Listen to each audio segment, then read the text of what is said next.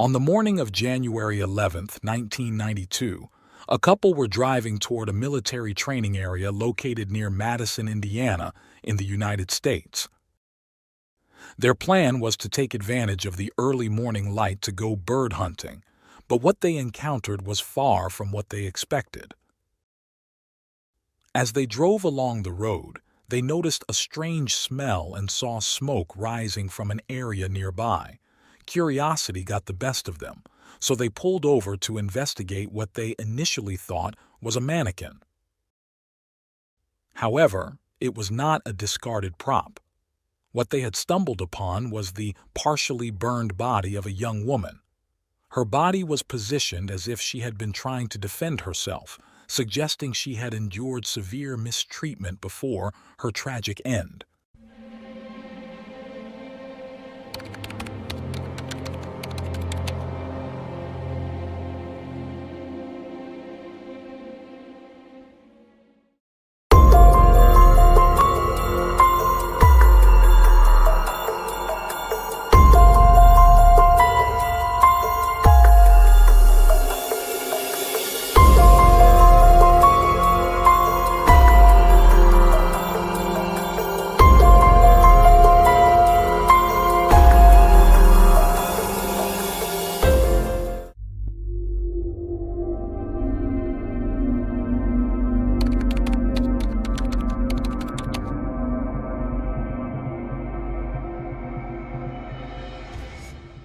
Shanda Sharer was born on June 6, 1979, in Kentucky.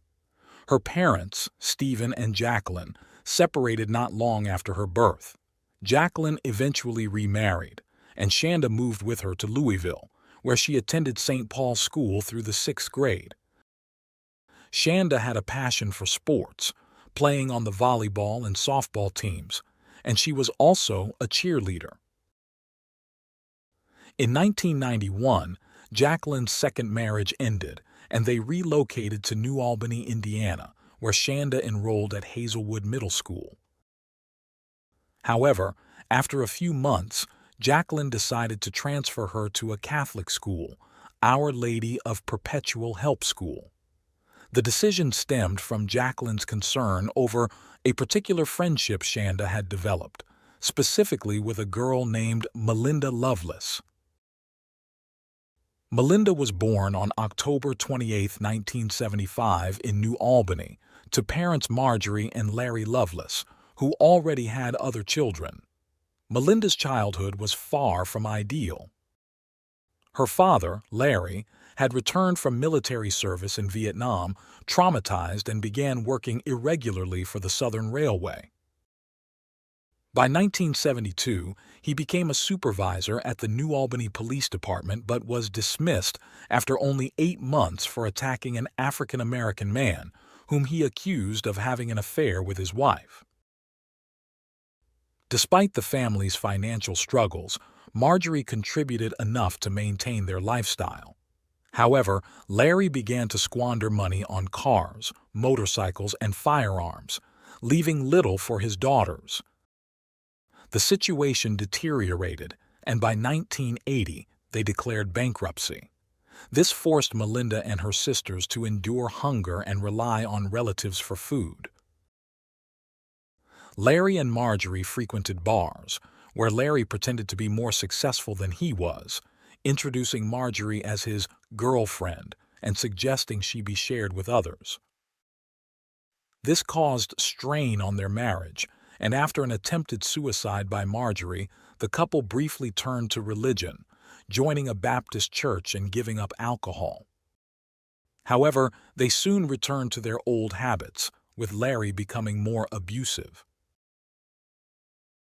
Melinda, deeply affected by these events, grew increasingly troubled. By age 9, she witnessed her mother attempting to drown herself following abuse. Larry's behavior worsened, with Melinda and her sisters often overhearing their mother's cries for help. In one violent incident in 1986, Larry beat Marjorie so severely that she ended up in the hospital. By the early 1990s, Melinda had become deeply troubled, and in 1990, at age 15, she entered into a romantic relationship with a fellow student, Amanda, a talented athlete. However, when Melinda came out as gay the following year, her mother was initially furious but eventually came to accept it. Things took a turn for the worse when Amanda became friends with a new student, Shanda Scherer. Melinda's jealousy grew, convinced that Shanda was to blame for the strain on her relationship with Amanda. Despite efforts to distance Shanda from Melinda, the tension escalated.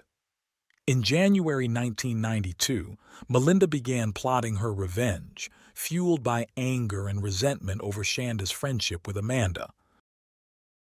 On January 10th of that year, Lori Tackett, 17, met up with her two friends, Tony Lawrence and Hope Anna Rippey, both 15. Neither Tony nor Hope had ever met Melinda or Shanda in person, but they were aware they were going to scare Shanda that night. None of the girls felt guilty about the plan, as they were all dealing with their own personal issues. Mary Lorene Lori Tackett was born on October 5, 1974, in Madison, Indiana, to a strict Pentecostal Christian mother and a factory worker father who had a criminal record. Lori's childhood was tough. She suffered sexual abuse between the ages of 5 and 12. In May 1989, Lori's mother found out that she had been changing into jeans at school, which enraged her. Instead of discussing it calmly, her mother attempted to strangle her. This led to social workers getting involved and making unannounced visits to ensure Lori was safe. However, the relationship between Lori and her mother never improved. At one point, after learning that Hope Rippey's father had bought the girls a Ouija board, Lori's mother stormed over to their house and demanded they burn it and perform an exorcism. By that time, Lori's rebellious behavior had become evident. At 15, she developed an obsession with the occult, telling friends that she was possessed by Diana the vampire while engaging in self-harm. Desperate for help, Lori's parents admitted her to the hospital on March 19, 1991. After being prescribed antidepressants, Lori was discharged but attempted suicide only 48 hours later. She was readmitted, where she admitted to having hallucinations since childhood. She was diagnosed with borderline personality disorder. Lori left the hospital on April 12, 1991. By September, she dropped out of school and moved in with friends. However, she eventually returned to live with her parents when they promised to buy her a car. Despite this, Lori continued to spend most of her time in New Albany with Melinda and her other friends, Hope and Tony, who shared troubled pasts.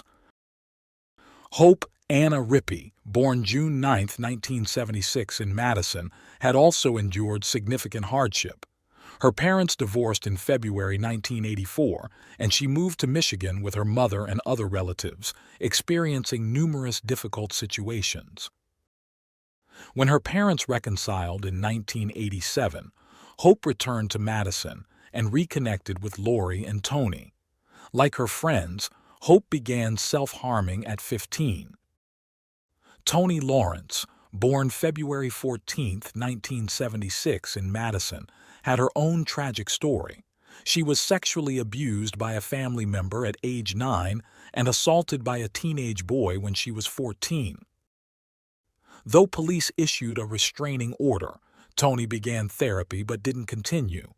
Instead, she followed her friend's lead into self-harm and, by 8th grade, attempted suicide. When Lori, Tony, and Hope arrived at Melinda's house, Melinda showed them a knife and explained her plan to scare Shanda. During the drive to Shanda's house, Melinda vented about her anger toward Shanda, calling her a copycat and blaming her for the troubles in her relationship with Amanda. The girls all agreed that Shanda needed to be taught a lesson. Upon reaching Shanda's house, Hope and Tony went to the door, posing as Amanda's friends and inviting Shanda to go with them to the witch's castle, where Amanda was supposedly waiting. Shanda hesitated, saying her parents were still awake, but agreed to go with them later, around midnight. Melinda was frustrated that the plan had to be delayed, but Hope and Tony convinced her to wait. The group then attended a punk rock concert, but while Lori and Melinda enjoyed the show, Hope and Tony grew bored and ended up having sexual encounters with two boys in Lori's car. Afterward, they returned to Shanda's house around midnight. When they returned, Hope convinced Shanda to come with them, saying Amanda was still waiting at the witch's castle. After a moment of hesitation, Shanda changed her clothes and got into the car, where she came face to face with Melinda, who had been hiding in the back seat. Melinda pulled a knife and began interrogating Shanda about her relationship with Amanda. The group drove toward the witch's castle, a creepy, run-down stone structure on a desolate hill by the Ohio River. As they neared the site, Melinda told Shanda about a local legend in which 9 witches had once lived in the castle and were burned alive by the townspeople. Melinda warned that Shanda's ghost might be the next to haunt the place. When they arrived, the girls forced Shanda out of the car and dragged her into the castle while she cried. They tied her up and began tormenting her. Melinda took Shanda's jewelry and distributed it among the girls, while Hope mocked Shanda, dancing to the ticking of her Mickey Mouse watch. Lori set fire to a shirt as they continued to taunt their victim. Fearing they might be seen by passing cars, the group decided to relocate. Lori suggested a garbage dump in a more secluded area. By this time, Tony and Hope were growing uncomfortable and refused to leave the car. Melinda and Lori, however, continued their attack. They forced Shanda to undress and brutally beat her. Melinda repeatedly kneed Shanda in the face, causing her braces to cut into her lips. Despite Shanda's attempts to fight back, the girls overpowered her. Melinda then tried to slit Shanda's throat, but the knife was too dull. When Shanda continued to struggle, Hope got out of the car to help restrain her. Together, Melinda and Lori took turns stabbing her and beating her with a metal rod. After tying a rope around Shanda's neck and choking her until she lost consciousness, they threw her into the car's trunk, believing she was dead. The girls returned to Lori's house, where they cleaned themselves up and drank sodas. Suddenly, they heard Shanda's screams coming from the trunk. Realizing she was still alive, Lori grabbed a kitchen knife and stabbed her for 2 minutes before returning inside, now covered in blood. She showered and, as if nothing had happened, read her friends' fortunes. Later, Lori and Melinda took another drive with Shanda still in the trunk. Again, they heard her cries. When they opened the trunk, they saw Shanda, barely alive, sitting up and covered in blood. Though she tried to speak, she couldn't, but her eyes rolled back in a horrifying sight. Frustrated that Shanda still hadn't died, Lori grabbed the same iron rod they had used earlier and began hitting her until she lost consciousness again.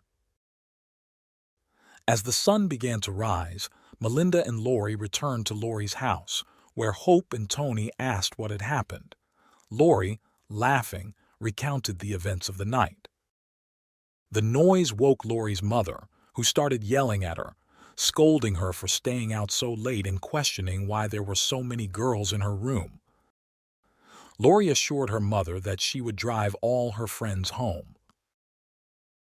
Once they were back in the car, the group stopped at a gas station. There they filled up the tank and bought a 2-liter bottle of Pepsi. But it wasn't for drinking. Lori emptied the bottle and refilled it with gasoline. The crime was about to reach its conclusion.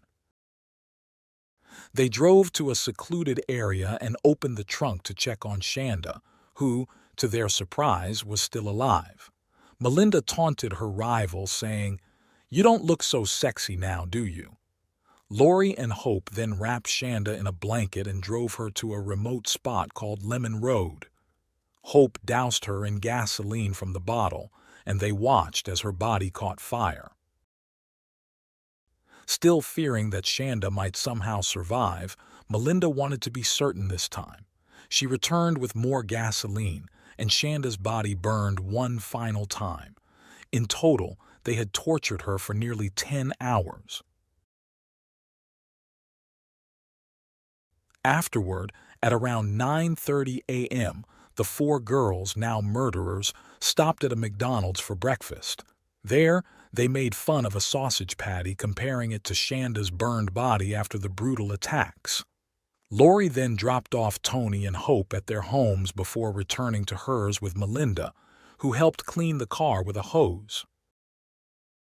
It wasn't until 3 p.m. that Melinda finally went home, completely drained from the ordeal. She immediately called her ex-girlfriend, Amanda, and bragged about what had happened. Amanda didn't believe her and downplayed the situation. Later, Melinda told another friend, Crystal, about the murder and even took her and Lori to pick up Amanda to show her the blood-stained trunk. Melinda convinced Amanda not to go to the authorities, sealing her silence with a kiss, hoping to pass off the murder as a twisted act of true love. Meanwhile, that same morning, Shanda's father realized his daughter was missing. After calling neighbors and friends, he contacted his ex-wife, and by 1:45 p.m., the couple arrived at the Clark County Sheriff's Office to report Shanda's disappearance. What they didn't know was that earlier that morning someone had come across a gruesome sight. As they drove to the Jefferson Proving Ground to hunt quail, they noticed a strange object by the side of the road. Initially, they thought it was a discarded mannequin, but when they got out of their vehicle, they discovered the charred body of a girl. They quickly called the police, who arrived at 10:55 a.m. The officers observed that the body had been deliberately positioned and that the face and hands had been severely burned, likely in an attempt to make the victim unrecognizable. The police began collecting forensic evidence, initially suspecting that the crime might have been drug-related. They didn't think locals, let alone 4 teenage girls, could have committed such a crime. However, the truth would soon be revealed. That same afternoon, Tony and Hope could no longer bear the weight of their secret. They confessed everything to their parents, and by 8:20 p.m., they were at the police station giving a full account of the horrific events, including the names of the other 2 involved. They were immediately placed under arrest. Detectives quickly connected the dots. The missing girl reported earlier in the day had to be the same victim that Tony, Hope, and their friends had killed. The police went to Shanda's home to collect her dental records, which confirmed that the body found by the roadside was indeed hers. Melinda and Lori were arrested on January 12th. Mugshots showed a smiling Melinda, seemingly unconcerned about the situation, while Tony appeared anxious, fully aware of the gravity of what they had done.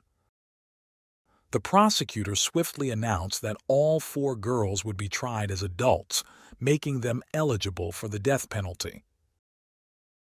During the trial, forensic experts revealed the horrifying details of the crime. Shanda had been tied up at the wrists and ankles, beaten repeatedly with a blunt object, stabbed in the chest, slashed on her legs, and sexually assaulted with a sharp object. The cause of death was determined to be smoke inhalation and burns. Despite the overwhelming evidence, not everyone viewed the girls as monsters. Teachers from their schools expressed shock, describing Tony and Hope as well-behaved students, some even above average. Lori's former teacher described her as a student with good values and deep religious faith. Classmates simply said the girls were a bit odd and often wore black. The defense attorneys capitalized on these character references, highlighting the troubled backgrounds of each girl. All four had endured physical or sexual abuse at the hands of a parent or another adult. Additionally, Tony, Hope, and Lori had a history of self-harm, while Melinda had the most extensive record of aggressive behavior and mental health issues. Their lawyers argued that the girls' psychological conditions were contributing factors to the violent act. In the end, Lori and Melinda were sentenced to 60 years in prison. Tony received a 20-year sentence, while Hope's sentence was initially 50 years, later reduced to 35 due to a plea agreement. Although they avoided the death penalty, the consequences of their actions would ripple far beyond their prison sentences. During Melinda's testimony, it was revealed that her father, Larry, had abused his wife, daughters, and other children. He was arrested in February 1993 on charges of abuse, sodomy, and sexual assault. Although he was imprisoned for 2 years, most of the charges were eventually dropped due to the statute of limitations, and he was released after pleading guilty to a single charge. In 1998, at the age of 52, Larry committed suicide by stepping in front of a school bus. Tony was the first of the four to be released from prison in 2000. Meanwhile, Shanda's family continued to suffer. Her father, Steve, turned to alcohol after his daughter's murder and died in 2005 from cirrhosis of the liver at the age of 53. He was buried next to Shanda. Shanda's mother, Jackie, tried to move forward and, in April 2006, agreed to donate a dog named Angel to Melinda, who had been working in a canine assistance program training service dogs for people with disabilities. Jackie was harshly criticized for her decision, but she maintained that she wanted something good to come out of the tragedy, believing it was what Shanda would have wanted. In 2012, a documentary titled Charity Scar followed Jackie's journey as she helped Melinda train the dog in Shanda's memory. Despite forgiving Melinda, Jackie remained angry with Amanda, believing that her daughter wouldn't have been killed if not for Melinda's jealousy over Amanda's relationship with Shanda.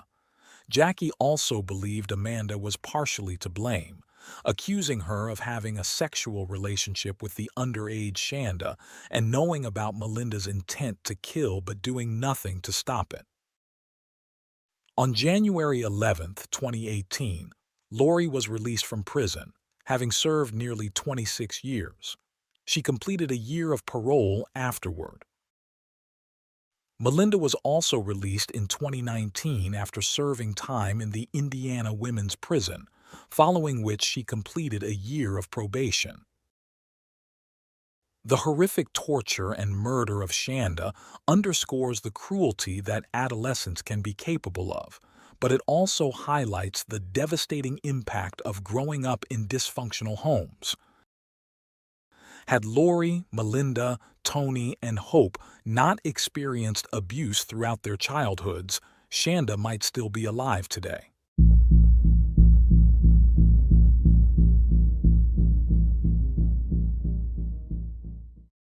Thanks for tuning in to Unreal True Crime. If you're intrigued by mysteries from around the world, check out our new channel, Latin Crimes, where we dive into the gripping true crime stories of Latin America. Don't miss out. Subscribe now for more thrilling investigations. On a quiet Halloween morning in rural Ohio, what seemed like a typical day for the Lisk family quickly turned into a nightmare that would shock the entire community. Behind the peaceful facade of their home, a series of events unfolded that would leave 3 family members dead and 1 man as the prime suspect.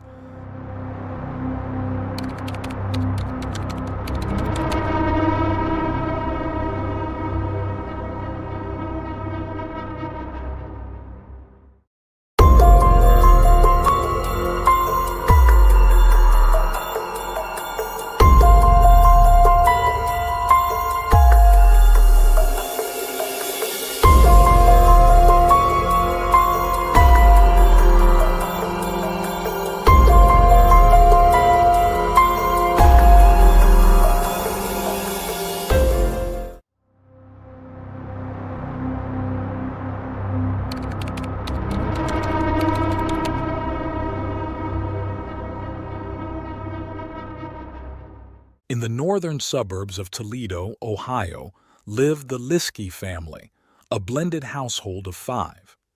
The family included 53-year-old Bill, his wife Susan, aged 48, and their 3 children, Devin, Derek, and William.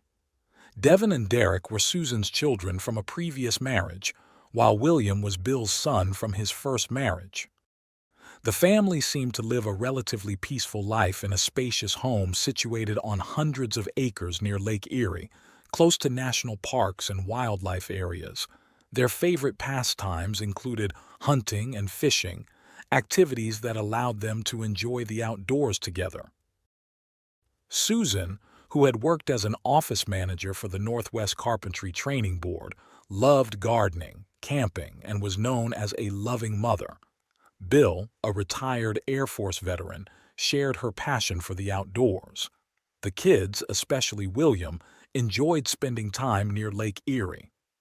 As the children grew older, they attended church every Sunday, blending into the quiet rural life. However, William had a more turbulent personality.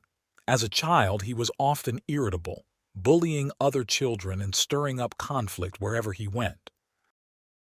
His parents initially dismissed his behavior as typical mischief, expecting it to improve with time, but his disruptive tendencies only worsened during adolescence.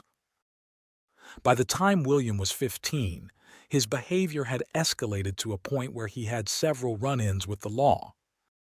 It was around this time that his father, Bill, met Susan through their work and eventually married her in 2001. William resented Susan's arrival into his life. He disliked her presence in the household and openly rebelled against the strict rules she introduced. As the tension between William and his stepmother grew, so did his disobedience. By 2002, at age 16, William had been placed under house arrest for a crime. He had threatened to harm himself, and when the police arrived, the situation escalated into physical violence. William was charged with assault in juvenile court. In 2004, during a heated argument, William struck Susan in the chest. 2 months later, he assaulted her again, hitting her on the head with a coffee mug and stealing her car. Susan, overwhelmed by the violence, pressed serious charges against him. However, William was diagnosed with schizoaffective disorder and was deemed unfit for trial. The assault and theft charges were dropped, though his relationship with Susan remained fraught. His father, Bill, made the difficult decision to place William in a psychiatric group home near Lake Erie in Sandusky. Even though William was under treatment, he continued to pose a threat to those around him. During his time in Sandusky, William had multiple violent encounters with law enforcement, one of which occurred when his father was present to pick him up. Despite the treatment, William's condition didn't improve, and he remained agitated. In the fall of 2004, at 18 years old, William's aggression took a frightening turn. One morning, he attempted to attack Susan while she was in the shower. Although Susan managed to fend him off, she was left injured, both physically and emotionally drained from the prolonged abuse. That night, Bill made the painful decision to expel William from the family home. From that point on, William had to fend for himself. The strained relationship between him and his family worsened, particularly with Susan and his half-siblings, leading to frequent arguments whenever they crossed paths. Over the next few years, William continued to receive sporadic treatment for his schizoaffective disorder. By 2007, Bill, despite all the challenges, remained committed to helping his son. He sought legal guardianship over William in an attempt to secure his release from the psychiatric hospital. Bill's hope was to place William in a halfway house or group home where he could receive more appropriate care. Though William's condition could be somewhat controlled with medication, he often refused to take it, believing he was fine. Instead, he turned to alcohol and marijuana, further complicating his behavior. Thanks to Bill's efforts, William was eventually released from the hospital and placed in a relatively free-living rehabilitation center. However, his visits to his father's home remained tense.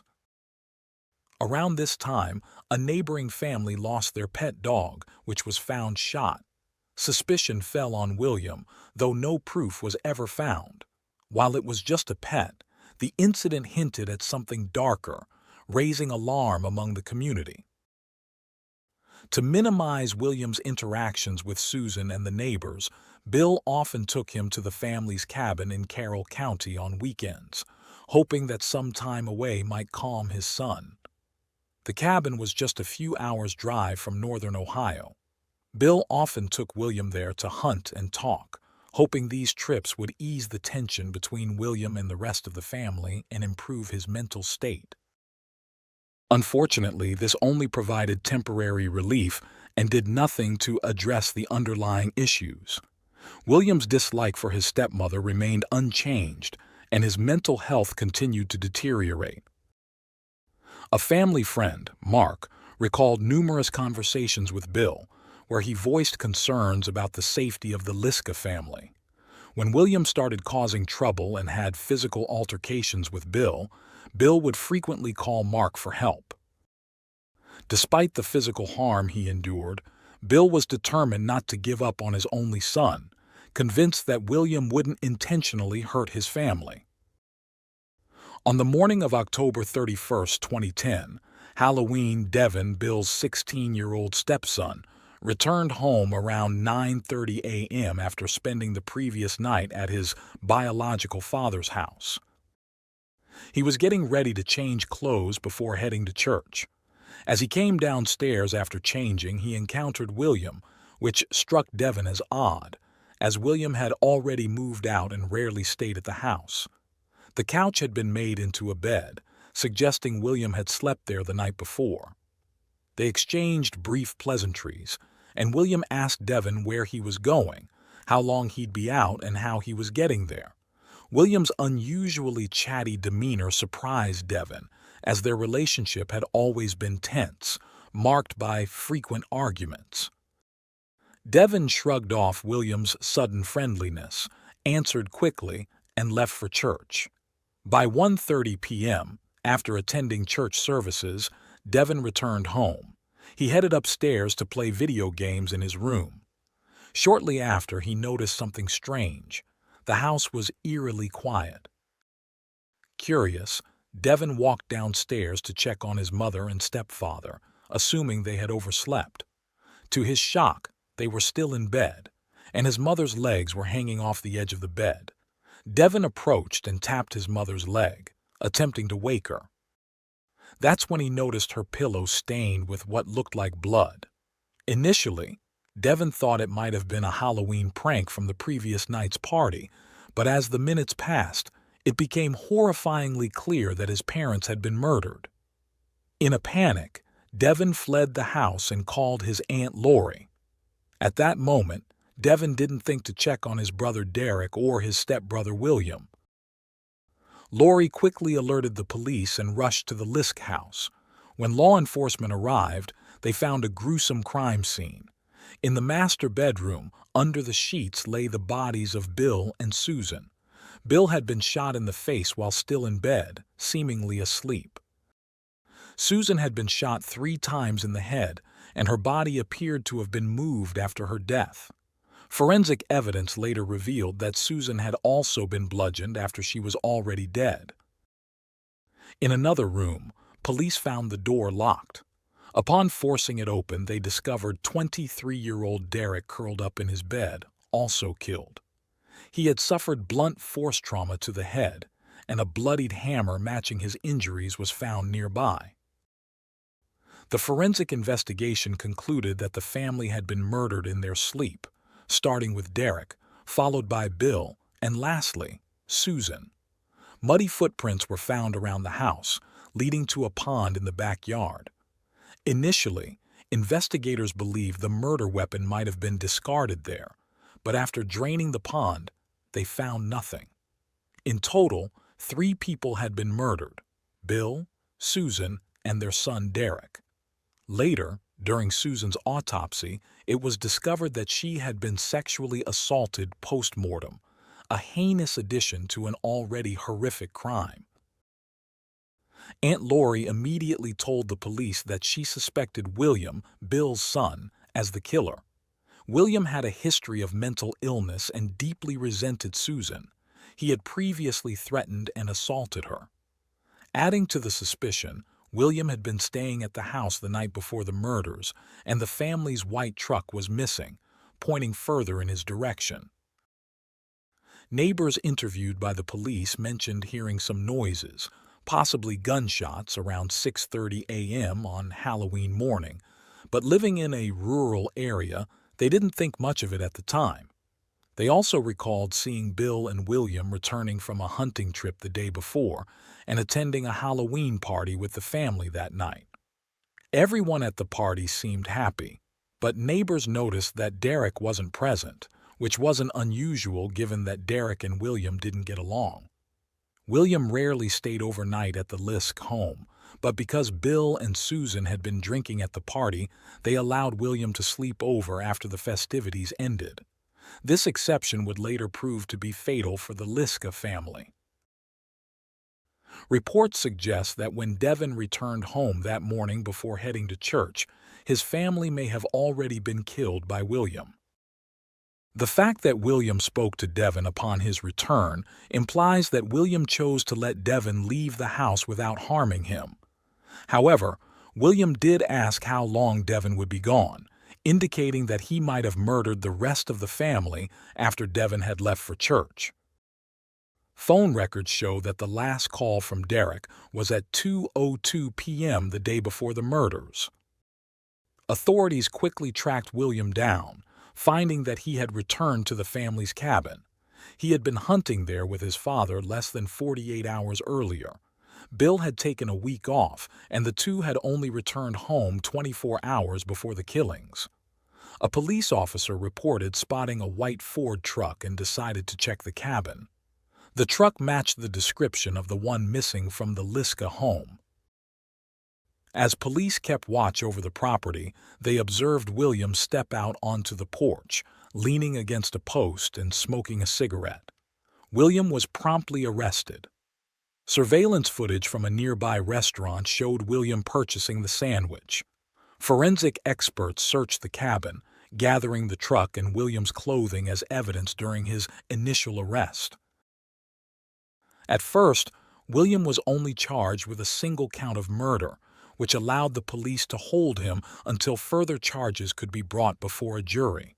The jury would decide if additional charges would be filed. When William was transferred from the detention area to the intake unit, he was instructed to wear a suicide prevention suit, which he refused. An officer was tasked with overseeing William. He insisted William to wear the suit, leading to a physical confrontation where William scratched the officer's face. Another officer intervened, threatening William with a stun gun before he finally complied and put on the suit. Despite this altercation, no further charges were filed against him. The police were already familiar with William, as he had been in and out of trouble frequently. In November 2010, William was officially charged with 6 counts of aggravated murder, 2 counts per victim. 3 of the charges were for premeditated murder, while the remaining 3 were for aggravated robbery. William pleaded not guilty to all charges, with his defense lawyer entering an insanity plea on his behalf. He was held in jail with bail set at $3 million. Sometime later, William appeared in court. He faced 6 counts of aggravated murder. He underwent a 30-day evaluation to determine if he is competent to stand trial. The 24-year-old was accused of murdering his father, Bill, his stepmother, Susan, and her son, Derek. If convicted, William would face the death penalty. Despite his history of mental illness, and after being evaluated twice for competency, William was ultimately found fit to stand trial. Knowing he could face the death penalty, William altered his defense strategy. On August 12, 2011, In a pre-trial hearing, he pleaded guilty to 3 counts of aggravated murder in exchange for the prosecution waiving the death penalty. William was sentenced to life in prison without the possibility of parole. Before his sentencing, William expressed remorse for killing his family, attributing his actions to Satan and his mental illness. William had struggled with long-term mental health issues, frequently stopping his medication, which only worsened his condition. Despite efforts from those around him, especially his father Bill, who never gave up on his son and tried to find treatment for him, the family conflicts continued. Tragically, Bill's love and efforts were in vain, and his life ended at the hands of his own son.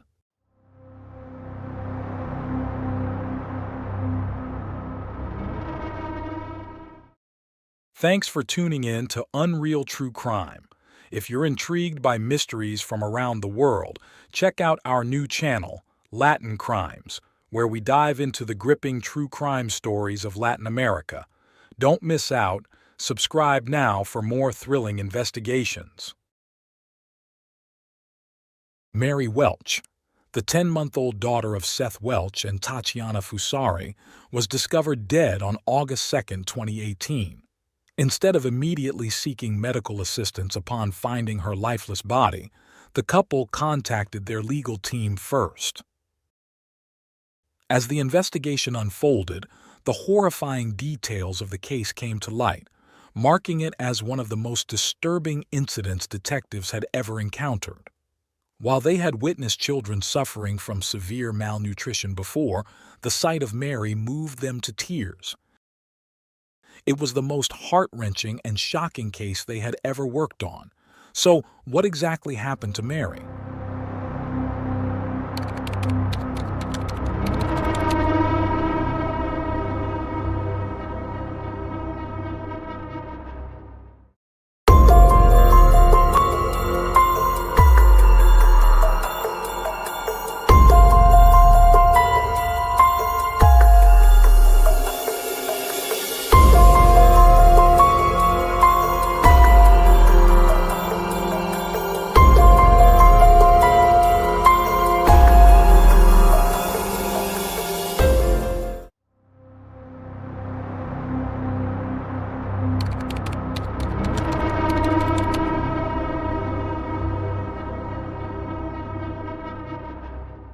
Kent County, nestled in the heart of Michigan, is home to a lively community of 657,000 residents.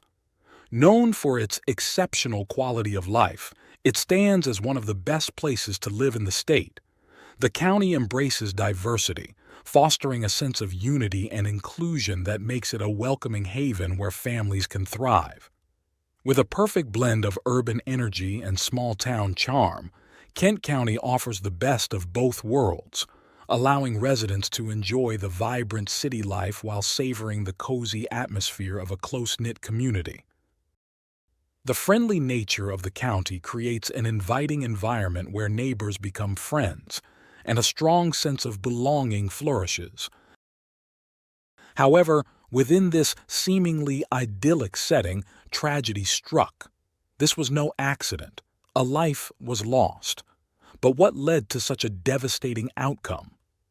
Tatiana Fusari, born on June 1, 1990 in New York, moved to Grand Rapids at the age of 20 to reconnect with her estranged mother. Sadly, her mother rejected her, leaving Tatiana to find her own way in an unfamiliar city. Eventually, she enrolled in child development at Grand Rapids Community College, dreaming of one day opening her own daycare.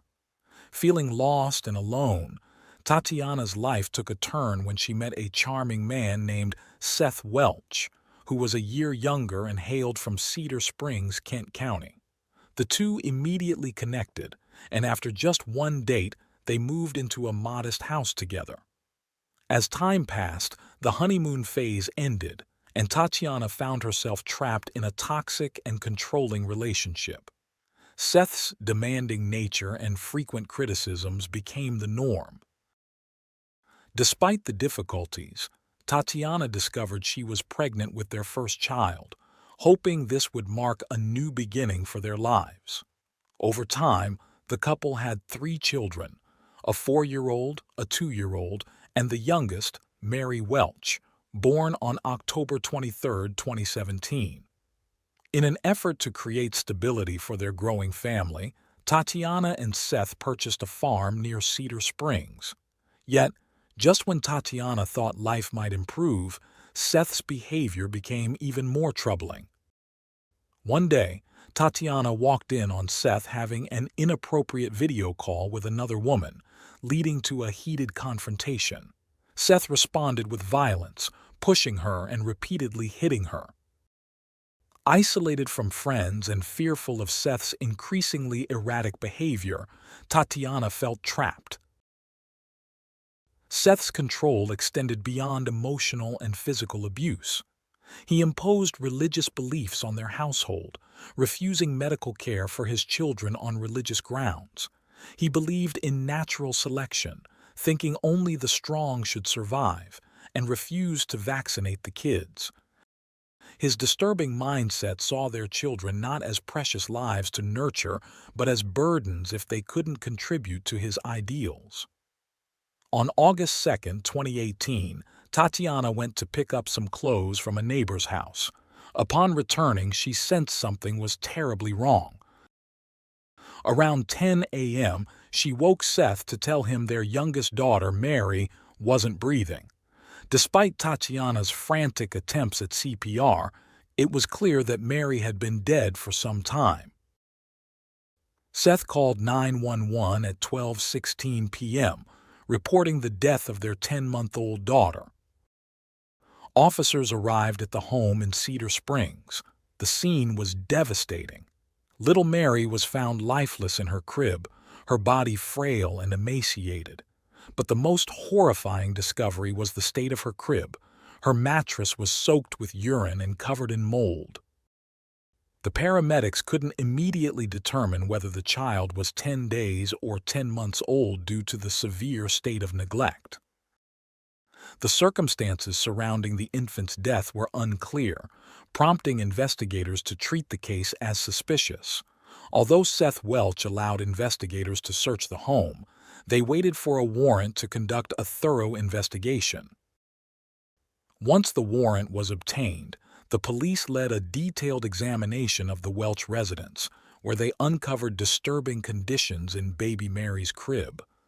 The home was described as extremely filthy, with toxic black mold found under the mattress. The house was also infested with flies, and mouse droppings were found in the drawers. During the search, only 1 container of baby food was discovered, and no formula was found at first. However, crime scene photos later revealed 3 containers of baby formula in the house, 2 of which had expired 5 months before Mary's death. Mary had been left alone for at least 19.5 hours before she was discovered. A hole in the door of her bedroom allowed her parents to occasionally check on her, but despite these intermittent checks, her condition had worsened dramatically. What came to light after the investigation was shocking. Seth, Mary's father, responded to the discovery of his daughter's lifeless body in an unnervingly strange way. Instead of immediately seeking medical help, he made a series of bizarre decisions. First, he called his parents, who were lawyers, to seek advice on what to do next. He then searched the internet for information on a rapper's kidnapping, a topic entirely unrelated to the situation. In another bizarre move, he sent a text message about selling a goat, showing a complete lack of urgency about the dire situation. It took nearly 90 minutes before he finally called 911 to report the tragedy. This delayed response caused detectives to question his actions and priorities during such a critical time. Further investigation revealed that Child Protective Services, CPS, had previously interacted with the family in 2014 when THC, or the primary psychoactive compound found in cannabis, was found in their eldest child's system at birth. Seth had expressed distrust of doctors, claiming they had falsified documents against him. A forensic pathologist who performed Mary's autopsy determined that the cause of her death was a combination of severe malnutrition and dehydration, the result of prolonged neglect by her caregivers. Death from starvation or dehydration is a slow and painful process where the body gradually breaks down its muscle and fat reserves. At 10 months old, Mary weighed only 8 pounds, almost the same as she did at birth. Her body had become so weak that she couldn't move her arms or legs, crawl, or even lift her head. He also noted that Mary's condition was not sudden. It resulted from chronic malnutrition that had likely lasted for weeks or even months. She lacked the strength to cry for food or water and simply suffered in silence until her last breath. The couple was summoned to the Kent County Sheriff's Department in Michigan for questioning on the same day. During her interrogation, Tatiana broke down immediately when asked how many children she had, displaying a flood of emotions. While it seemed like genuine grief, detectives wondered if it was an attempt to gain sympathy or if she was afraid for her future, especially since she had waited hours to contact the authorities and had consulted lawyers first. Meanwhile, Seth, in a separate room, showed no emotion and appeared to be in good spirits, acting unaffected by the death of his 10-month-old daughter. Despite Seth's lack of remorse, detectives were closing in on the truth. They used various strategies to get Tatiana to talk, including appealing to her maternal instincts and suggesting that Seth was solely responsible for Mary's condition. One detective asked Tatiana to put herself in the shoes of the officers who were called to the scene and discovered a severely malnourished child. He emphasized how thin Mary was and how unbelievable it was that she could have lost so much weight in just 2 days. Though Tatiana came across as a concerned and educated mother, she tried to minimize her role in the tragedy by claiming she didn't realize something was wrong until it was too late. Tatiana admitted that she and Seth had discussed Mary's condition about a month earlier when they noticed that their daughter wasn't filling out her clothes as she should have. Still, they chose to rely on faith, hoping that things would improve without medical intervention. When asked how she would react if someone claimed God told her to sacrifice one of her children, Tatiana firmly responded that she would never go through with it. The interview continued, with Tatiana speculating that Seth might have been worried about CPS involvement if they had taken Mary to the doctor. She suggested this could be why they avoided medical help. Ultimately, the detectives saw through their excuses. It was clear that the couple had prioritized avoiding CPS over the well-being of their child. Their neglect was enough for authorities to charge and arrest both Seth and Tatiana. The pair turned the interrogation into a mockery, laughing at the police and their tactics. They joked about Mary, showing no signs of remorse or concern for the life they had lost. Ultimately, Seth and Tatiana were arrested on charges of first-degree murder and first-degree child abuse. That night, the couple from Cedar Springs found themselves in jail, awaiting charges in connection with the death of their infant daughter. Investigators revealed that 10-month-old Mary Welch died due to malnutrition and dehydration. After their arrest, Seth and Tatiana were tried separately. During Seth's trial, the prosecutor delivered an impassioned account of the horrific conditions Mary had endured. She emphasized that Mary's suffering was nothing short of torture, as she had been confined to a filthy crib, deprived of basic care and nourishment. The defense attempted to downplay the severity of the case, arguing there were no visible physical injuries. The prosecutor, however, rebutted by stating that Mary's entire body was a wound, emphasizing the extensive damage caused by her starvation. It was further claimed that Seth knowingly allowed his daughter to die, viewing her as too small and weak to contribute to his plans for their farm. During the trial, Seth chose not to testify in his own defense. Instead, his attorney spoke on his behalf, arguing that Seth had provided food for his daughter and that his religious beliefs influenced his decision not to seek medical care for Mary. He suggested that Seth may not have fully understood the gravity of her condition. The defense portrayed Seth as misguided by faith, though unintentionally so. The prosecution, however, countered by highlighting the inconsistencies in Seth's supposed distrust of medical treatment. Despite his claims, Seth had sought medical care for himself. Prosecutors pointed out that, while in jail, Seth had requested and received prescription glasses, casting doubt on his fear of medical interventions. The prosecution argued that Seth's actions were selfish and contradictory, choosing care for himself but not for his own child. Seth's attorney also argued that the presence of soiled diapers indicated Mary was being fed, attempting to portray Seth and Tatiana as overwhelmed rather than malicious.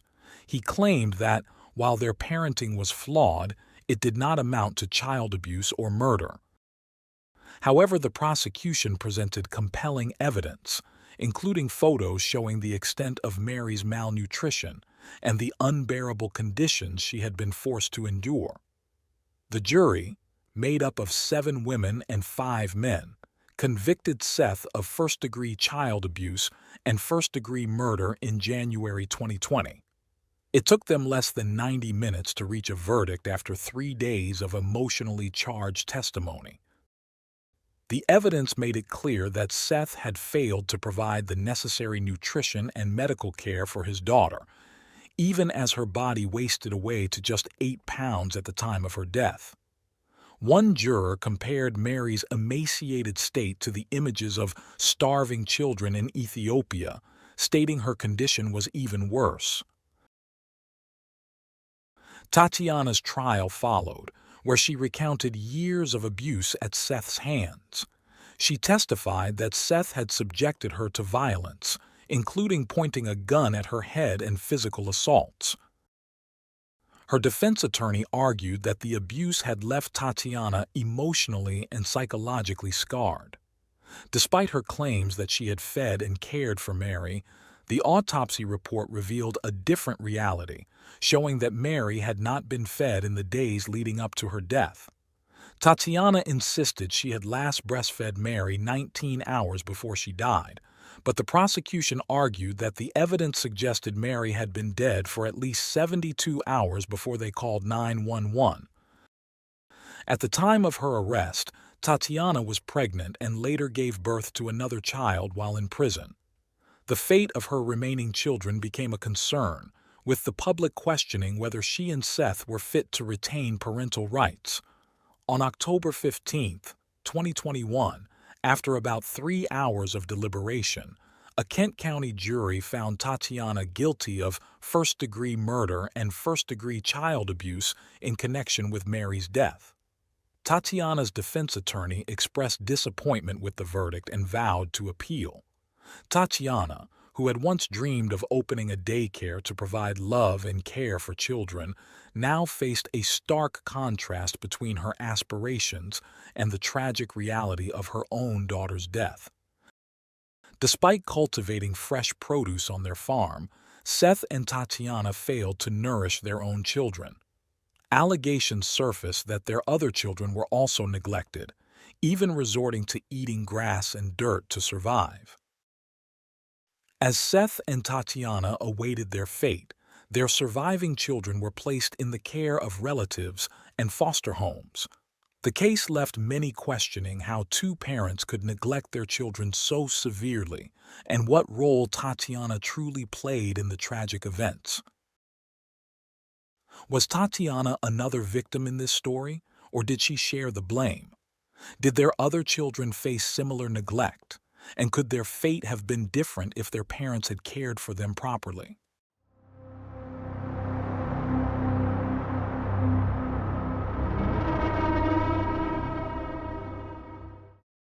Thanks for tuning in to Unreal True Crime. If you're intrigued by mysteries from around the world, check out our new channel, Latin Crimes, where we dive into the gripping true crime stories of Latin America. Don't miss out. Subscribe now for more thrilling investigations. On January 17, 2014, authorities arrived at the residence of 52-year-old Hal Sasko, where they discovered his lifeless body. As the investigation unfolded, it was revealed that an 18-year-old woman had been living with him, a detail that shocked many as she was widely believed to be his stepdaughter. However, she was notably absent from the crime scene. When the full extent of what had transpired in the house came to light, the entire community was left in a state of shock.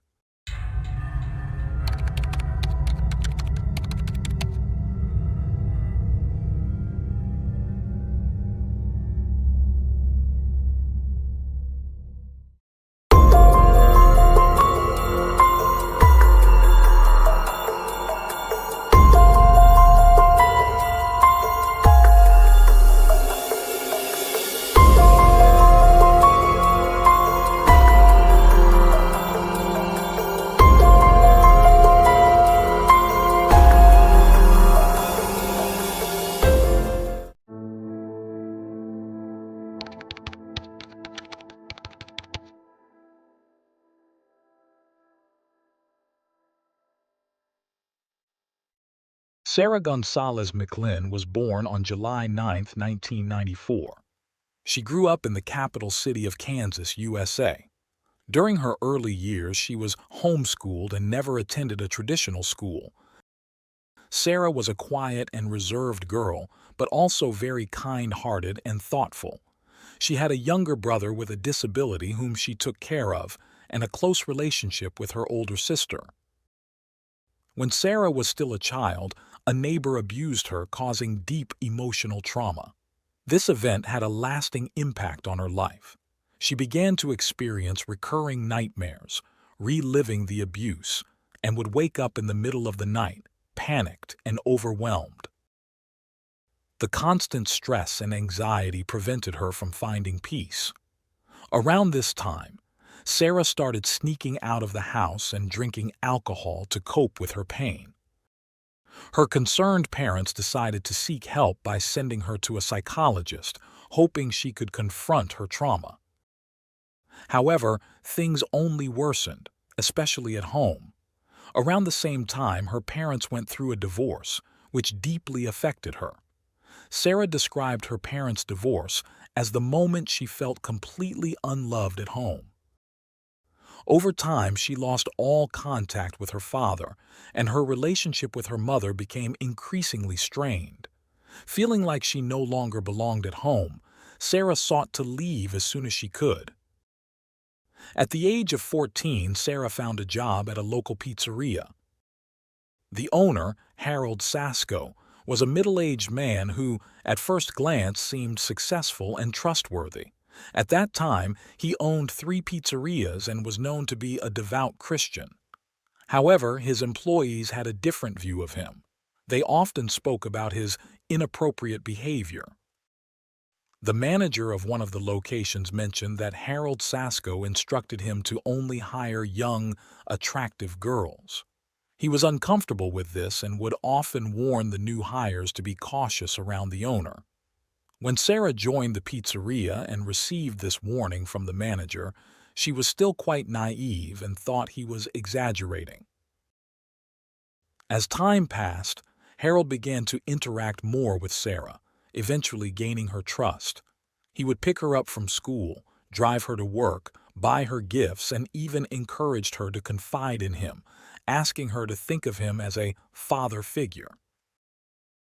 However, Harold also instructed Sarah not to tell her mother what was happening. She obeyed, and her family never found out about their relationship. Alongside her connection with Harold, whom she began to view as a father figure, Sarah experienced another traumatic event at the age of 16. This time, it involved a close friend. According to her, they were on vacation together when he pushed her onto a table, breaking it in the process. He then assaulted her and even burned her back with a cigarette. This incident deeply affected Sarah, who was already working through her childhood trauma in therapy. The memories of her past abuse came rushing back. Sarah returned to therapy, and this time she was diagnosed with post-traumatic stress disorder, PTSD. Things spiraled quickly. The stress and depression intensified to the point where she attempted to take her own life. As a result, Sarah was admitted to a psychiatric hospital for some time. There, she received therapy and was prescribed medication to aid her recovery. After being discharged, Sarah continued taking her medication and attended therapy sessions regularly. This support once again began to help her heal from her experiences. However, the situation at home remained highly stressful, and Sarah found it unbearable to stay there. By the time Sarah was hospitalized, she was no longer working at Harold's Pizzeria, but they had maintained contact. He would still pick her up from school, take her out for lunch, and ask her about her life. Being 50 years old, Harold saw an opportunity when Sarah was vulnerable and decided to exploit it. During this time, he repeatedly suggested that she move in with him. He was single, childless, and lived alone, with a successful business that was thriving. He told Sarah he could help her financially and even offered to pay for her college tuition. Despite being desperate to leave her turbulent home life due to the frequent, violent conflicts with her mother, Sarah repeatedly declined his offer. But in 2012, after graduating high school and turning 17, she finally accepted and moved in with Harold Sasko. At that point, it seemed like a fresh start. She believed that living with him would provide her with everything she needed. And in the beginning, that was the case. Harold bought her everything she required, enrolled her in college, provided her with a place to live, and didn't ask for anything in return. He showered her with gifts and was attentive to her needs and desires. Everything changed once Sarah turned 18. At that point, Harold began making inappropriate suggestions. He proposed that she enter into a romantic relationship with him in exchange for all the support he had given her. Naturally, Sarah refused. Throughout the months she had lived with him, they had pretended to have a stepfather-stepdaughter relationship to avoid any misunderstandings or suspicions. Sarah had never imagined that he would ask for such a thing. According to her mother, she had always disapproved of Sarah moving in with Harold, but Sarah had never listened. Many people close to them said that Sarah even called him Dad, which made his request all the more shocking. When Sarah refused, Harold became furious. He made it clear that if she didn't comply with his demands, she would no longer have a home or any support. Harold also knew about Sarah's history of substance abuse and that she had started drinking and using illegal substances at a young age. He exploited this by offering her drugs. Under the influence, Harold attempted to take advantage of her, and on several occasions he succeeded. Each time Sarah refused, he grew angrier, more aggressive, and violent. Harold eventually handed Sarah a list of all the things he had purchased for her and claimed that until she paid him back in full, she wouldn't be allowed to leave. He manipulated her, threatening to sue her for non-payment if she tried to escape. By this time, Sarah had secured a stable job, but earning minimum wage, she couldn't meet Harold's financial demands. Among the debts were 2 expensive cosmetic surgeries that Sarah had undergone at his urging. One was a rhinoplasty, and the other was a buttock implant. The second surgery caused her so much pain that she had to take medication for months afterward. Harold demanded $16,000 from Sarah. In addition to these debts, he also insisted that she pay him rent for the time she had lived with him. Sarah felt she had no way out. She couldn't return to her mother's home, as Harold had psychologically manipulated her into believing that no one wanted her back and that she wouldn't be accepted there. Her behavior changed drastically. Sarah was no longer the quiet, kind-hearted girl she once was. She became aggressive, avoided talking to anyone, and would lash out at the slightest remark. According to Sarah, her thoughts gradually shifted and she started to feel an urge to harm others. Her first step was visiting a pet store where she bought rabbits. Once home, she killed them with a knife, skinned them, and then ate them. Harold witnessed the entire event but said nothing. In fact, he laughed at her actions. If Sarah wasn't at work, she was at home with Harold, often under the influence of drugs or alcohol, and in a foul mood because of everything she had gone through. At one point, she began taking antidepressants, hoping they would help. Weeks passed, but they had no effect. She then switched to stronger medication, but those didn't help either. Eventually, Sarah spiraled into a self-destructive path, and it was only a matter of time before something tragic occurred. On January 17, 2014, police officers arrived at Harold's house. His co-workers had reported him missing after he failed to show up at the pizzeria for several days, and they had been unable to reach him. The officers knocked on the door multiple times but got no response. They then looked through the windows to see if they could spot anything, and one of them saw the body of a man lying in a pool of blood. The officers broke down the door to enter the house. Inside, they found several empty beer cans next to the body. Harold's body was taken to the coroner's office for examination, and it was determined that he had died from multiple stab wounds to the neck. Additionally, an analysis of the beer cans revealed traces of sedative pills. The police knew that Sarah had been living in the house with Harold, and when they found her phone, they initially thought she might have been abducted. Her age made them think she could have been taken against her will. Investigators later learned that Sarah had called into her workplace, informing them that she would be absent for a few days due to the death of a relative. They spoke with her family, and her mother mentioned that Sarah had been trying to reach her grandmother. The police traced the calls to various payphones located at convenience stores. Reviewing the security footage from these stores confirmed that Sarah was the one making the calls, and she was traveling alone from Kansas to Texas. With this information, the authorities realized Sarah hadn't been kidnapped and she became the prime suspect in Harold's murder. On January 25, 2014, 11 days after the murder, 19-year-old Sarah was found by park rangers sleeping in Harold's car in the Everglades National Park. Around 10:30 p.m., the rangers woke her up to arrest her and discovered she had a loaded gun. A search of the car revealed another firearm, drugs, a hatchet, and 2 knives. When arrested, Sarah wasn't immediately taken back to Kansas. Instead, she remained in Florida for questioning by several investigators. She offered no resistance and didn't try to fabricate any stories. Sarah quickly confessed to killing Harold and fleeing the scene.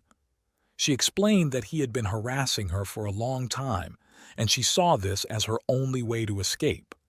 Sarah detailed the events leading up to the crime.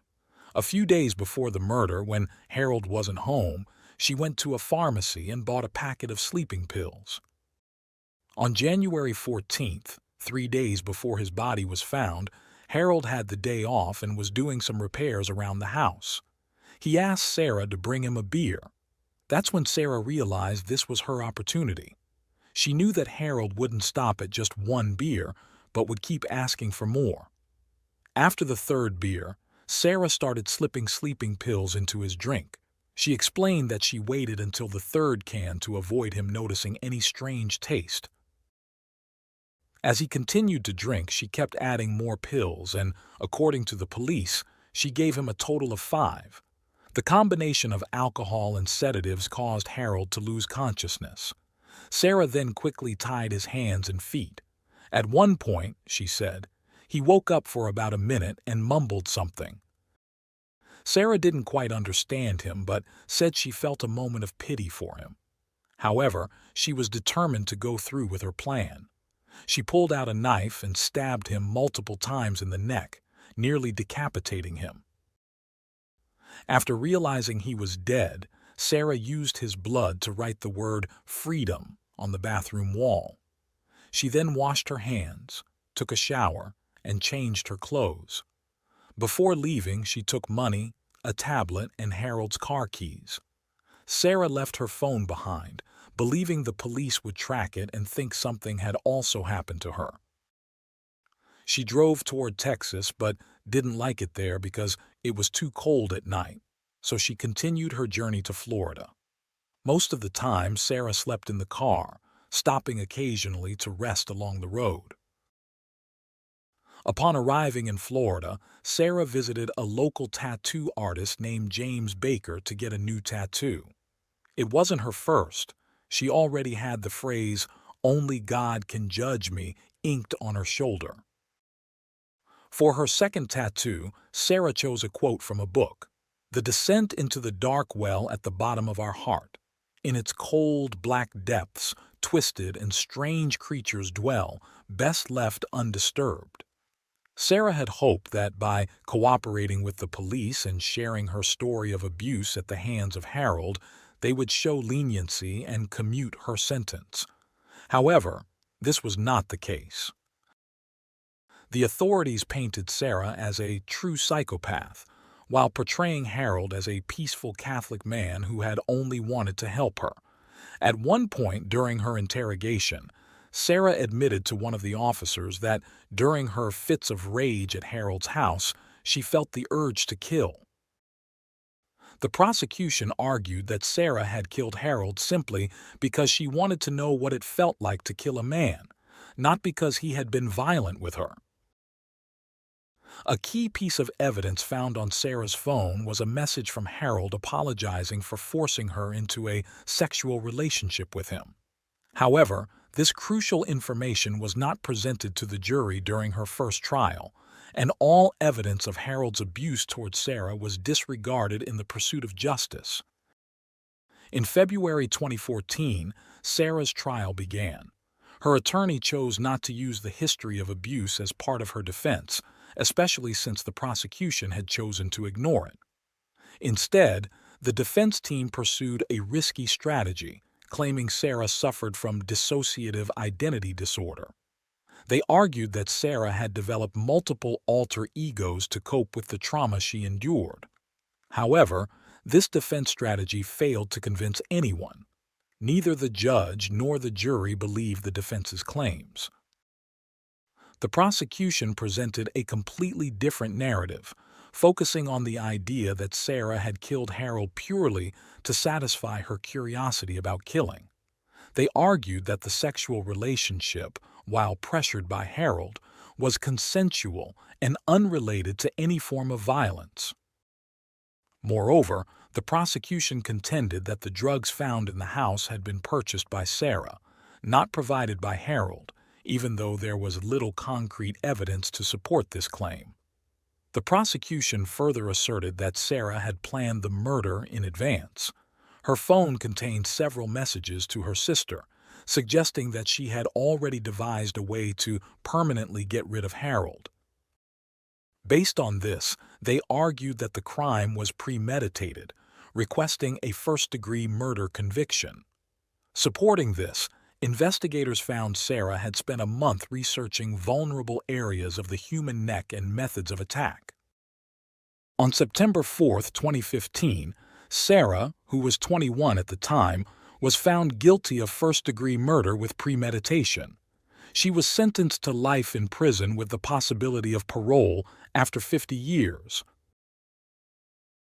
After the trial, the media uncovered much of the evidence regarding Harold's abuse and the testimony that had been withheld from the jury.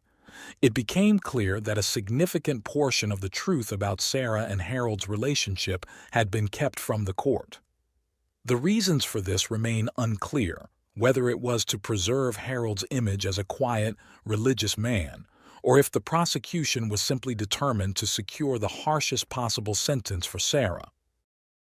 This revelation drew widespread public attention to the case. In 2021, Sarah reached a plea agreement with the prosecutor, resulting in her sentence being reduced from 50 years to 25 years. Although she is still serving a life sentence, she will be eligible for parole after 25 years.